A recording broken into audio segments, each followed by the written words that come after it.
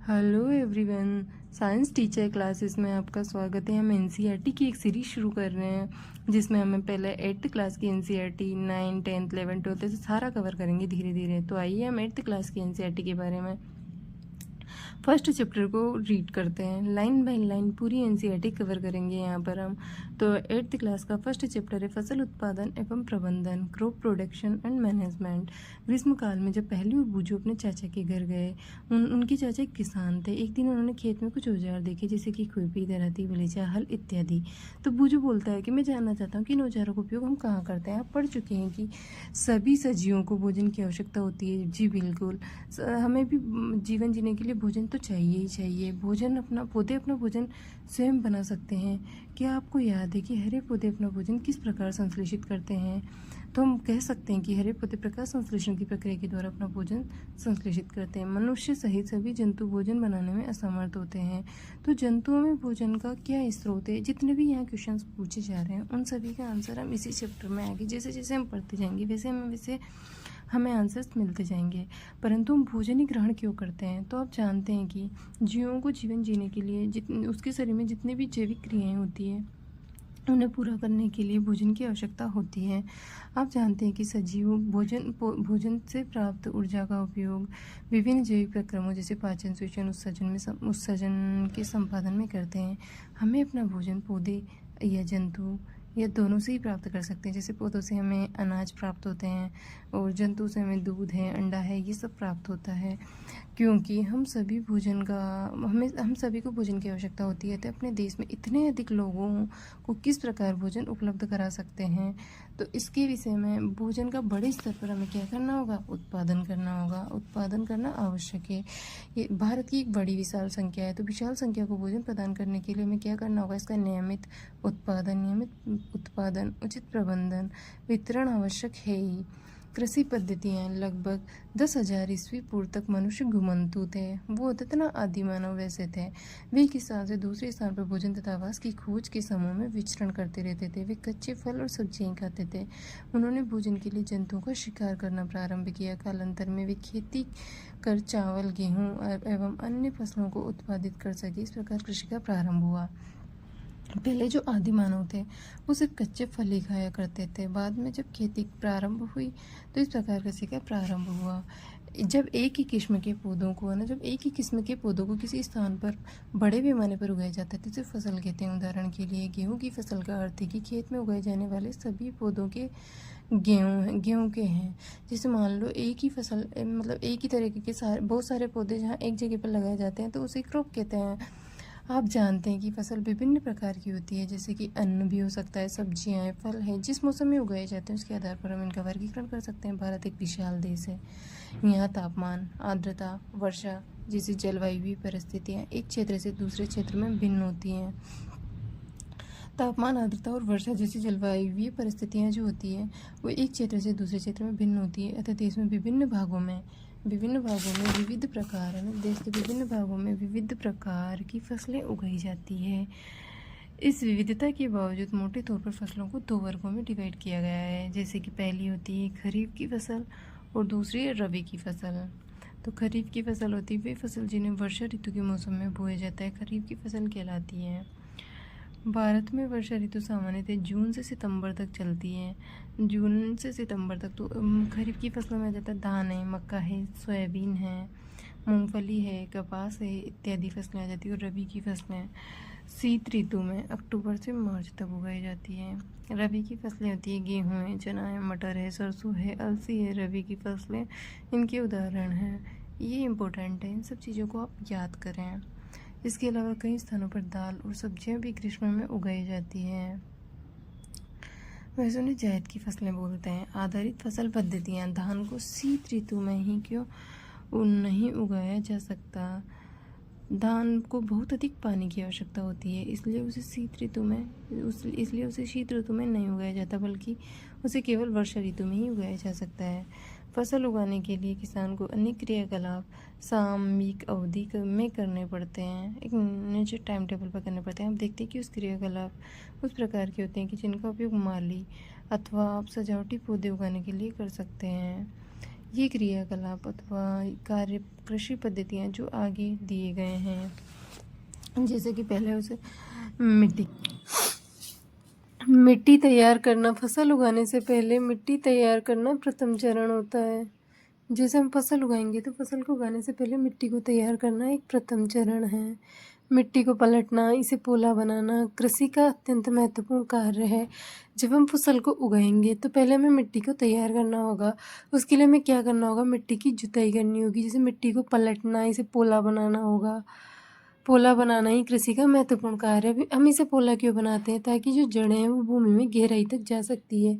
पोली मिट्टी से गहराई में जो दसी जड़ें हुई होती है ना, वो सरलता से शोषण कर सकती है। और पोली मिट्टी किस प्रकार पौधों की जड़ों को सरलता से शोषण करने में सहायता करती है। तो हम आगे इसकी बात करेंगे। जो पोली मिट्टी होती है, मिट्टी में रहने वाले केंचुए हैं, सूक्ष्म जीव आदि की जो वृद्धि के लिए सहायक होती है। ये जीव किसानों के मित्र हैं। जैसे केंचुआ, ये जीव किसानों के मित्र है। कभी देखना, जो केंचुआ होता है उसे तुम अपने गमले में डाल देना, तो जो पौधा है ना वो बहुत अच्छे से ग्रोथ करेगा और उसमें फ्रूट्स, फल जो भी हैं सब अच्छे से लगेंगे, क्योंकि ये मिट्टी को पलटकर पोला करते हैं। जो सूक्ष्म जीव और केंचुए होते हैं ना, मिट्टी को पलटकर पोला कर देते हैं तथा ह्यूमस बनाते हैं। परंतु मिट्टी को पलटना और पोला करना क्यों आवश्यक है? तो आप पिछली कक्षाओं में पढ़ चुके हैं कि मिट्टी में जल, खनिज, वायु, कुछ सजीव होते हैं। इनके अतिरिक्त मृत पौधे भी होते हैं। जंतु भी मिट्टी में पाए जाने वाले जीवों द्वारा अपघटित होते हैं। कुछ जंतु होते हैं जो भी मिट्टी में पाए जाने वाले जीव होते हैं, उनके सूक्ष्म जीव होते हैं, उनके द्वारा अपघटित हो जाते हैं। इस प्रक्रम में मृत जीवों में पाए जाने वाले पोषक मिट्टी में निर्मुक्त होते हैं।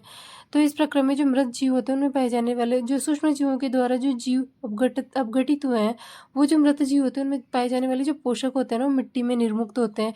पोषक पौधों द्वारा अवशोषित कर ले जाते हैं। तो ये साइकिल चलता रहता है, क्योंकि ऊपरी परत के कुछ सेंटीमीटर की ऊपरी ऊपरी ऊपरी हिस्सा होता है ना, जो जमीन का, जैसे पौधा लगाए तो उसकी ऊपरी परत होती है, तो ऊपरी परत के कुछ सेंटीमीटर की मिट्टी ही पौधों की वृद्धि के लिए सहायक होती है। ये ऐसा क्यों कहा है? क्योंकि इसे उलटने, पलटने और पोला करने पर पोषक पदार्थ ऊपर आ जाते हैं और इन पोषक पदार्थों का उपयोग कर सकते हैं। और पौधे जो होते हैं, जैसे हम मिट्टी को उलटते पुलटते भुरभुरा बनाते हैं, तो पोषक तत्व जो होते हैं ऊपर आ जाते हैं और पौधे इन पोषक तत्वों का यूज़ कर सकते हैं। अतः मिट्टी को उलटना, पलटना एवं पोला करना फसल उगाने के लिए अत्यंत महत्वपूर्ण कार्य है। उसके अलावा मिट्टी को उलटने पलटने एवं पोला करने की जो प्रक्रिया होती है ना, उसे हम जुताई कहते हैं। इसे हल चलाकर करते हैं। एक हल लकड़ी अथवा लोहे से बने हो सकते हैं। जो पहले प्राचीन, मतलब पहले तो हल लकड़ी के बने होते थे, लेकिन आज की बात करें आधुनिक समय की, तो आजकल हल जो होते हैं वो लोहे के बने हुए होते हैं।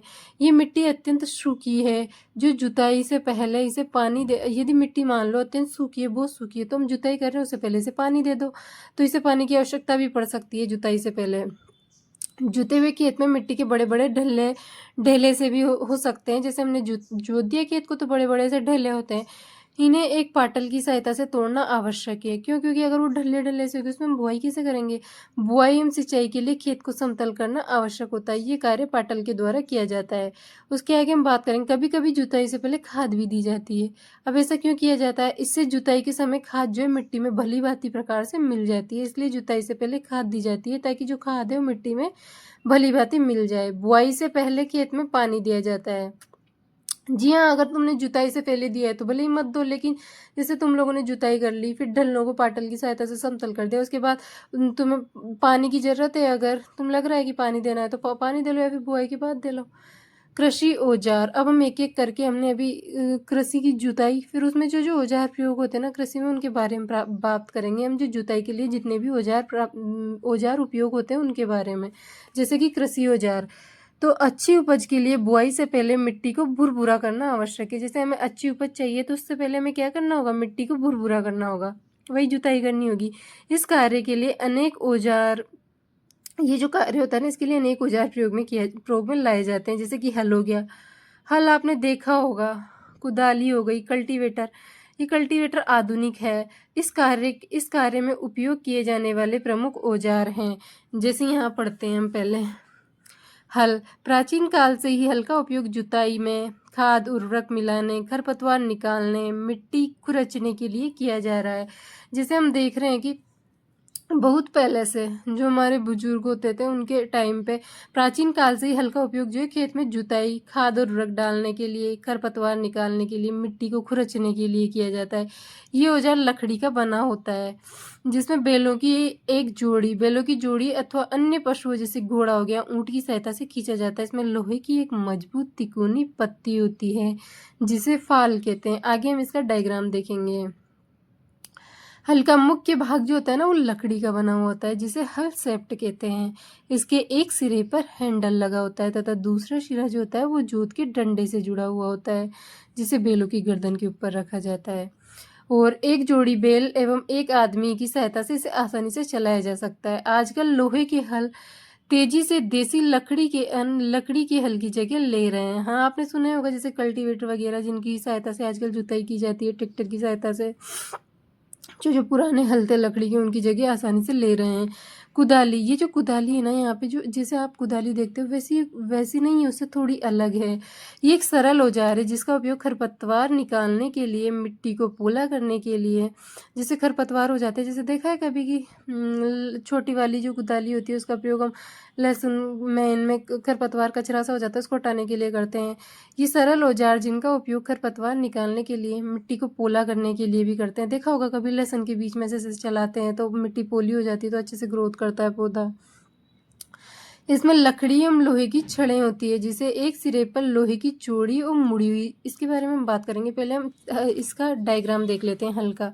जैसे यहाँ पर देखो ये एक लकड़ी जो बैलों की, ये हल का चित्र।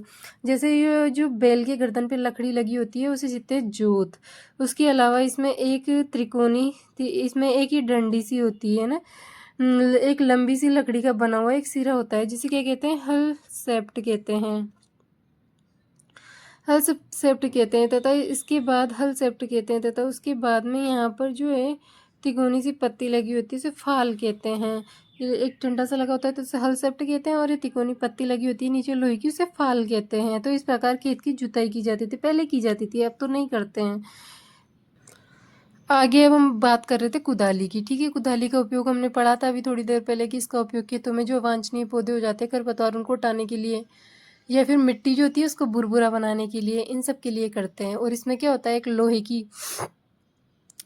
की एक छड़ लगी हुई होती है ऐसे, है ना, तो लगी होती है जो ब्लेड की तरह कार्य करती है। और मुड़ी हुई प्लेट लगी होती है जो ब्लेड की तरह कार्य करती है। इसका दूसरा सिरा पशुओं के द्वारा खींचा जाता है। अब हम बात करेंगे कल्टीवेटर की। आजकल जुताई ट्रैक्टर के द्वारा संचालित कल्टीवेटर से की जाती है, जिसे आप पीछे देख रहे हैं, कल्टीवेटर से की जाती है। जिनका संबंध गांव से होगा वो सब जानते हैं कि कल्टीवेटर क्या है। कल्टीवेटर के उपयोग से श्रम और समय दोनों की बचत होती है। तो जी हाँ, बिल्कुल, इससे क्या होता है कि हम जितनी मेहनत हल के द्वारा करते थे उससे कम मेहनत करनी पड़ती है और उसके अलावा समय भी हमारा बच जाता है। अब हम उसके बाद में जुताई के बाद में अगला चरण क्या है हमारा, बुआई। तो हम बुआई के बारे में बात करते हैं। आइए तो हम देखते हैं, हमने खेत मिट्टी तैयार कर ली, मिट्टी की जुताई करके हमने मिट्टी को बुरबुरा एवं पोला बना लिया ताकि जड़ें आसानी से गहराई में जाए और शोषण आसानी से हो सके। उसके बाद हम बात करेंगे बुआई की। तो बुआई फसल उत्पादन का सबसे महत्वपूर्ण चरण है। बोने से पहले अच्छी गुणवत्ता वाले साफ एवं स्वस्थ बीजों का चयन किया जाता है। अब ये चयन कैसे करेंगे, तो हमने देखा होगा अधिकतर हमारे घरों में जब भी खेती की जाती है तो पहले बीजों को लाया जाता है, उसके बाद उन्हें पानी में डाल दिया जाता है। तो जो बीज भारी होते हैं वो तो नीचे बैठ जाते हैं और जो हल्के होते हैं वो ऊपर रह जाते हैं। तो जो भारी बीज होते हैं ना वो अच्छी क्वालिटी के बीज होते हैं, जो नीचे बैठ जाते हैं वो अच्छे क्वालिटी के बीज होते हैं। और जो हल्के होते हैं ऊपर आ जाते हैं वो बीज उगते नहीं है खेतों में डालने पर भी, वैसे ही पड़े रहते हैं, इसलिए वो उनकी गुणवत्ता सही नहीं होती। बुआई फसल उत्पादन का सबसे महत्वपूर्ण चरण है। बोने से पहले अच्छी गुणवत्ता वाले स्वाप एवं स्वस्थ बीजों का चयन किया जाता है। किसान अधिक उपज देने वाले बीजों को प्राथमिकता देते हैं। बीजों का चयन किस प्रकार करते हैं, तो देखिए पहेली क्या कह रही है। एक दिन मैंने अपनी माँ को देखा कि माँ चने के बीज एक बर्तन में रखकर उनमें कुछ पानी डाल रही थी। कुछ मिनट पश्चात बीज पानी के ऊपर तैरने लगते। मुझे आश्चर्य हुआ कि बीज पानी के ऊपर क्यों तैरने लगे। एक बीकर लेकर इसे पानी से आधा भरिए, इसमें एक मुट्ठी गेहूं के दाने डालकर भली भांति हिलाइए, कुछ समय प्रतीक्षा कीजिए।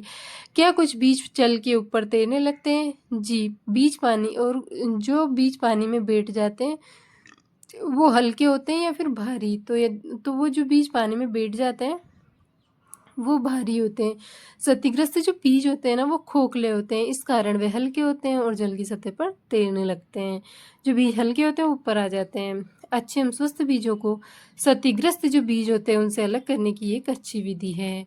बुआई से पहले बीज बोने, उससे क्या है ना, उस बीज को हम यूज में ले सकते हैं, जैसे हम उसकी दाल वगैरह बना सकते हैं। तो क्या फ़ायदा, उसे खेत में बो देंगे, उगेगा तो वैसे भी नहीं। तो इसलिए अच्छे बीजों का चयन कर लो, उसके बाद जो खराब निकलता है उसको हटा लो। बुआई से पहले बीज बोने के औजारों के बारे में जानना आवश्यक है। जैसे परंपरागत औजार जो पहले से चले आ रहे हैं, बहुत पहले से, उनको देखेंगे हम। परंपरागत औजार, परंपरागत रूप से बीजों की बुआई में इस्तेमाल किया जाने वाला औजार कीप बीजों का औजार कीप के आकार का होता है। बीजों को कीप के अंदर डाला जाता है और 2-3 नुकीले सिरे वाले पाइपों से गुजरते हैं। जो बीज होते हैं ना, वो 2-3 नुकीले से सिरे होते हैं, उनके पाइपों से गुजरते हैं। ये सिरे मिट्टी को भेद कर नीचे स्थापित कर दिए जाते हैं। मिट्टी को भेद कर बीज को स्थापित कर देते हैं। आइए फिर से एक बार देखते हैं इसको। परंपरागत रूप से जो बीज होते हैं, बीजों की बुआई में इस्तेमाल किए जाने वाले जो औजार होते हैं ना, उनको हम देखते हैं। जो औजार होते हैं वो कीप के आकार के होते हैं। तो बीजों को कीप के अंदर डाल देते हैं। 2 या 3 नुकीले से सिरे लगे होते हैं। सिरे वाले जो पाइप होते हैं, 2 या 3 नुकीले से सिरों वाले जो पाइप होते हैं, पाइपों से बीज गुजरते हैं और ये सिरे मिट्टी को भेद कर जमीन में इस बीज को स्थापित कर देते हैं। तो इसे क्या कहते हैं, बीज बोने का पारंपरिक तरीका। उसके अलावा नेक्स्ट पढ़ेंगे हम सीड ड्रिल। तो सीड ड्रिल में हम क्या देखेंगे, जो सीड ड्रिल होती है ना, उसमें हम बात करेंगे कि ये आज आधुनिक तरीका है। आजकल जो बुआई की जाती है वो सीड ड्रिल के द्वारा ही की जाती है। इसमें मेहनत और श्रम दोनों की बचत होती है। आजकल बुआई के लिए ट्रैक्टर द्वारा संचालित हम सीड ड्रिल का उपयोग करते हैं। इनके द्वारा जो बीज होते हैं उनको समान दूरी एवं गहराई बनी रहती है। जो समान दूरी पर डाला जाता है और गहराई बनी रहती है। ये सुनिश्चित करता है कि बुआई के बाद बीज मिट्टी द्वारा ढक दिए जाते हैं। बीजों को पक्षियों के द्वारा खाए जाने से रोका जाता है। सीड ड्रिल बुआई द्वारा करने से समय और श्रम दोनों की ही बचत होती है। तो सही, ये जो सीड ड्रिल होता है उससे हम जब बीज बोते हैं तो बीज जो होते हैं समान गहराई पर और समान दूरी पर डलते हैं और बीज क्या होता है, मिट्टी के द्वारा ढक दिए जाते हैं, जिससे पक्षी उनको खाने से रोका जा सके। उसके अलावा बुआई में श्रम और समय दोनों की बचत होती है। बूझो कहता है, मेरे विद्यालय के समीप एक पौधशाला नर्सरी है। मैंने देखा है कि कुछ पौधे छोटे छोटे थैलों में रखे हैं। वे इस प्रकार क्यों रखे हैं? तो पहेली, धान जैसे कुछ पौधे के बीजों को पहले प्रयोगशाला में उगाया जाता है। पौधे तैयार हो जाने के पश्चात उन्हें हाथों के द्वारा खेत में रोपित कर देते हैं। कुछ वन्य पौधे एवं पुष्पीय पौधे भी पौधशाला में उगाए जाते हैं। पौधों को अत्यधिक घने होने से रोकने के लिए बीजों के उचित दूरी होना अत्यंत महत्वपूर्ण है। इससे पौधों को सूर्य का प्रकाश, पोषक तथा जल पर्याप्त मात्रा में प्राप्त होता है। अधिक घनेपन को रोकने के लिए पौधे को निकालकर हटा दिया जाता है। जैसे जो अवांछनीय पौधे होते हैं उनको हटा दो, क्योंकि उससे क्या है, फिर है ना, प्रतिस्पर्धा बढ़ती है। जैसे फिर उनको भी चाहिए सूर्य का प्रकाश, उनको भी चाहिए भोजन, तो फिर हमारे पौधों की ग्रोथ सही से नहीं हो पाती। इसलिए हमें अवांछनीय पौधों को हटाना ही पड़ता है। इसलिए और पौधे यदि घने हो जाते हैं तो भी उनकी ग्रोथ सही से नहीं हो पाती। इसलिए पौधों को एक निश्चित दूरी पर लगाना चाहिए और एक निश्चित गहराई पर लगाना चाहिए। इसीलिए हम सीड ड्रिल का प्रयोग सुरक्षित है, अच्छे से प्रयोग कर सकते हैं हम सीड ड्रिल का। उसके अलावा खाद एवं उर्वरक मिलाना। अभी हमने क्या पढ़ा, पहले हमने खेत की जुताई कर दी, मिट्टी को पोला और भुरभुरा बना दिया। उसके बाद हमने क्या किया, खेतों में बीज भी डाल दिया, हमने बुआई भी कर दी। उसके बाद में अब हम करेंगे खाद। तो खाद एवं उर्वरक मिलाना, वे पदार्थ जिन्हें मिट्टी में पोषक स्तर बनाए रखने के लिए मिलाया जाता है उन्हें खाद एवं उर्वरक कहते हैं। अब मिट्टी में पोषक स्तर क्या, तो जब हम लगातार किसान एक ही मतलब अलग अलग फसलों को उगाता रहता है। जैसे पहले उसने धान कर लिया, फिर उसके बाद में उसने कुछ फसल कर ली, फिर मतलब जैसे नहीं होता, पहले तो हम धान कर लेते हैं, फिर उसके बाद में हमारे खेतों में चने की सब्जी हो जाती है, उस अगली फसल में हम चने ये कर लेते हैं, सरसों वगैरह। उसके बाद में फिर गर्मी में भी हम खेतों को खाली नहीं छोड़ते, उसमें भी हम ककड़ी वगैरह लगा ही देते। तो उससे क्या होता है, हमारे खेतों में जो पोषक तत्व होते हैं ना, उनकी कमी आ जाती है, वो तो आएगी ही। तो उसके लिए हम क्या करते हैं, खाद एवं उर्वरक को मिलाते हैं। मैंने एक खेत में उगने वाली स्वस्थ फसल को देखा, जबकि पास के खेत में पौधे जो थे कमजोर थे। कुछ पौधे अन्य पौधों की तुलना में ज़्यादा अच्छी तरह से क्यों उगते हैं? तो आइए हम बात करते हैं इसके बारे में। मिट्टी फसल को खनिज प्रदान करती है, बिल्कुल। ये पोषक पौधों की वृद्धि के लिए आवश्यक होते हैं। कुछ क्षेत्रों में किसान खेत में एक के बाद दूसरी फसल उगाता रहता है। जैसा कि मैंने ऊपर बात की थी अभी, खेत कभी भी खाली नहीं छोड़े जाते। कल्पना कीजिए कि पोषकों का क्या होगा, वो तो कम होंगे ही। फसलों को लगातार उगाने से मिट्टी में कुछ पोषक तत्वों की कमी हो जाती है। इस क्षति को पूरा करने हेतु किसान खेतों में खाद डालते हैं। ये प्रक्रम खाद देना कहलाता है। जब अपर्याप्त खाद देने से पौधे कमजोर हो जाते हैं। ज़्यादा दोगे तब भी नुकसान है, कम दोगे तब भी नुकसान है पौधों को खाद देने से। इसलिए मतलब जितनी ज़रूरत हो उतना ही खाद हमें देना चाहिए। खाद एक कार्बनिक जैविक पदार्थ है जो कि पौधों या जंतु अपशिष्टों से प्राप्त होता है। जी, जो अपन सब्जियों के छिलके वगैरह फेंकते हैं, जंतु अपशिष्ट जैसे गोबर वगैरह, उनसे खाद प्राप्त होती है। किसान पादप एवं जंतु अपशिष्टों को एक गड्ढे में डाल देते हैं तथा इसका अपघटन होने के लिए खुले में छोड़ देते हैं। अपघटन कुछ सूक्ष्म जीवों द्वारा होता है। अपघटित पदार्थ खाद के रूप में उपयोग किया जाता है। आप कक्षा 6 में वर्मी कंपोस्टिंग तथा केंचुए द्वारा खाद तैयार करने की विधि विषय के बारे में पढ़। अब यहाँ देखिए क्रियाकलाप 1.2। मूंग अथवा चने के बीज लेकर उन्हें अंकुरित कीजिए। इनमें से एक ही आकार वाले 3 नवोद बीज छांट लीजिए। 3 गिलास अथवा एक ऐसे ही पात्र लीजिए इन पर ABC निशान लगा लीजिए। A गिलास में थोड़ी सी मिट्टी लेकर इसमें थोड़ी सी गोबर खाद मिलाइए। B गिलास में थोड़ी मात्रा में मिट्टी लेकर थोड़ा सा यूरिया मिलाइए और गिलास C में कुछ मिट्टी लीजिए और बिना कुछ मिलाए बिना कुछ मिलाए रख दीजिए। अब इनमें पानी की समान मात्रा डालकर सुरक्षित स्थान पर रख दीजिए। प्रतिदिन पानी देते रहिए और देखते रहिए। 7 से 10 दिनों बाद उनकी वृद्धि को नोट कीजिए। प्रयोग की तैयारी हो रही है, देखो चित्र में दिखाया है। उसके बाद खाद एवं उर्वरक के साथ पौधों की वृद्धि हो रही है। इसके अलावा क्या तीनों गिलासों के पौधों की वृद्धि की गति एक समान है? किस गिलास में पौधों की वृद्धि बेहतर है? एक गिलास में पौधों की वृद्धि सबसे अधिक है। तो इसके बारे में हम बात करेंगे। जो हमने खाद के बारे में देखा था अभी तक कि खाद एक जैविक पदार्थ है, कार्बनिक जैविक पदार्थ है। लेकिन जब हम उर्वरक की बात करते हैं तो उर्वरक एक रासायनिक पदार्थ है जो विशेष पोषकों से समृद्ध होते हैं। वे खाद से कैसे भिन्न होते हैं? वे खाद और उर्वरक में क्या डिफरेंस है? वे खाद से कैसे भिन्न होते हैं? तो उर्वरक का उत्पादन जो होता है वो फैक्ट्रियों में किया जाता है, जबकि जो खाद होते हैं उनका उपयोग किसान गड्ढे बनाकर खेतों में भी कर सकता है। और उर्वरक के कुछ उदाहरण है जैसे urea, ammonia, super phosphate, potash, sulphate, NPK, nitrogen, phosphorus, potassium. इनके उपयोग से किसानों को गेहूं, धान, मक्का जैसी फसलों की अच्छी उपज प्राप्त करने में सहायता मिलती है। परंतु उर्वरकों के अत्यधिक उपयोग से मिट्टी की जो उर्वरकता होती है ना, उसमें कमी आ जाती है। जैसे खाद देने से तो इतना नुकसान नहीं पहुंचता खेत को, लेकिन इनमें क्या केमिकल होते हैं उर्वरक में, तो इनको देने से क्या होता है, हमारी मिट्टी की उर्वरकता में कमी आ जाती है। ये जल प्रदूषण का भी स्रोत बन गए हैं। अतः मिट्टी की उर्वरकता बनाए रखने के लिए हमें उर्वरकों के स्थान पर क्या जैविक खाद का प्रयोग करना चाहिए, अथवा 2 फसलों के बीच खेत को कुछ समय के लिए बिना कुछ उगाए खाली छोड़ देना चाहिए। खाद के उपयोग से मिट्टी के गठन एवं जल अवशोषण क्षमता में भी वृद्धि होती है। जब हम खाद का उपयोग करते हैं तो उससे क्या होता है, मिट्टी का गठन और जल धारण करने की जो क्षमता होती है ना, उसमें वृद्धि होती है। इससे मिट्टी में सभी पोषकों जो होते हैं उनकी प्रतिपूर्ति हो जाती है। इससे जो मिट्टी होती है ना, उनमें सभी पोषकों की प्रतिपूर्ति हो जाती है। मिट्टी में पोषकों की प्रतिपूर्ति का अन्य तरीका जो है वो क्या है, फसल चक्रण है। मिट्टी में पोषकों की प्रतिपूर्ति जो होती है उसका अन्य तरीका क्या है, फसल चक्रण है। एक फसल के बाद खेत में दूसरे किस्म की फसल जो होती है वो एकांतर क्रम में उगाकर किया जाता है। मिट्टी में पोषक जो होते हैं उनकी प्रतिपूर्ति का एक अन्य तरीका जो है फसल चक्रण है। जैसे हम क्या कर सकते हैं कि मिट्टी में पोषकों की प्रतिपूर्ति अच्छे से हो सके, तो उसके लिए हम क्या कर सकते हैं, एक फसल के बाद में खेत में दूसरे किस्म की फसल एकांतर क्रम में उगाकर किया जा सकता है। पहले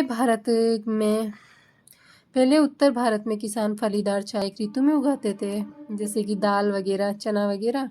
फिर गेहूं दूसरी ऋतु में उगाते थे। आजकल तो जब ये चने वगैरह होता है तभी तो शायद, हाँ तभी गेहूँ होता है ना। तो गेहूँ दूसरी ऋतु में इससे मिट्टी में नाइट्रोजन का पुनः पूरण होता था। इससे मिट्टी जो होती है उसमें नाइट्रोजन का पुनः पूरण हो जाता था। किसानों को इस पद्धति को अपनाने के लिए प्रोत्साहित भी किया जाना चाहिए, ये किया गया है। पिछली कक्षाओं में आप राइजोबियम बैक्टीरिया के विषय में भी पढ़ चुके हैं। आपने सुना होगा, क्या करता है ये, लेग्यूमिनेसी कुल के जो प्लांट होते हैं ना उनकी जड़ों में पाया जाता है। ये नाइट्रोजन फिक्सेशन का कार्य करता है। ये फलीदार लेग्यूमिनस पौधों की जड़ों की ग्रंथिकाओं में पाए जाते हैं और वायुमंडलीय नाइट्रोजन का स्थिरीकरण करते हैं। अब ये वायुमंडलीय नाइट्रोजन का स्थिरीकरण क्यों करते हैं भाई? क्योंकि पौधे जो होते हैं नाइट्रोजन को डायरेक्ट नहीं लेते हैं वायुमंडल से, तो उसके लिए हम उस नाइट्रोजन को पहले नाइट्राइट इनमें बदलते हैं और फिर उसको पौधे ग्रहण कर लेते हैं। अब हम खाद और उर्वरक में अंतर देखेंगे। तो आज के लिए इतना ही, आगे हम बात करेंगे कल।